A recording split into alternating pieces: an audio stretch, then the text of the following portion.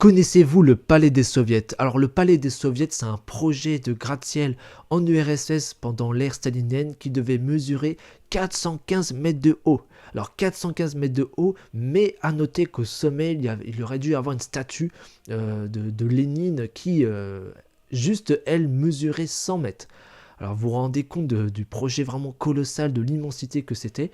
Alors le gratte-ciel lui-même devait servir de complexe, de centre administratif, mais aussi de congrès, mais aussi de montrer en fait l'immensité, la puissance de l'Union soviétique, de l'idéologie communiste en fait, avec des symboles soviétiques, etc.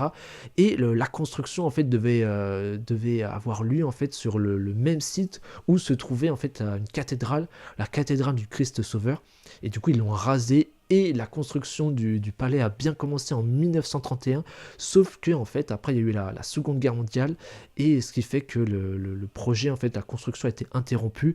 Mais à noter que après la Seconde Guerre mondiale et bah, ils ont décidé d'abandonner définitivement le projet et à la place de construire en fait une piscine géante, la piscine Moskva, vraiment une piscine géante en URSS. Et après l'URSS, en fait, à la chute de l'URSS, ils ont simplement décidé le gouvernement russe de reconstruire en fait la cathédrale du Christ Sauveur qui avait été rasée pour faire place au palais, presque à l'identique, avec une apparence presque identique, avec un petit peu révisé en fait pour que ce soit un petit peu plus moderne, un peu plus utilisable, etc.